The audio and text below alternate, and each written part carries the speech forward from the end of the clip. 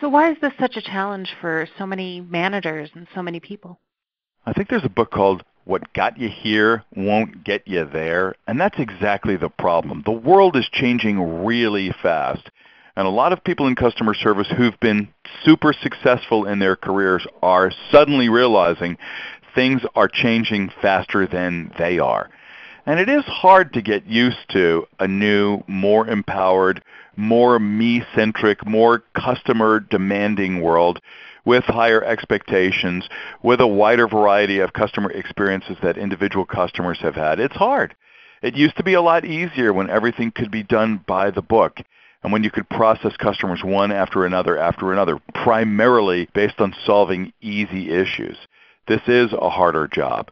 And so for those people who've been in the customer service business for 15, 20, 30 years, it is like you have to kind of reinvent yourself, because if you don't, you will become marginalized. The world has moved faster than you probably have in your career, and we definitely empathize with people who feel like they wish the world, is the way it used to be, or I wish I didn't have to do things so differently. But to be successful in this world, you really must. And so that can be hard for people who've been doing this for decades.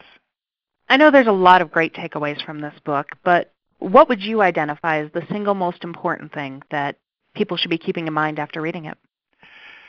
The number one thing that every company ought to be thinking about at the end of every interaction with every customer is, did we do everything that we possibly could to make that the most effortless experience possible for that customer? Is there anything that we could do differently? Is there anything that we could say differently? Is there anything we could do with our systems and processes? Is there anything we could do with our hiring and training and coaching? Is there anything that we can do with just the everyday interactions our frontline people are having with customers to make that experience, again, the unique experience of solving a problem or resolving an issue, more effortless?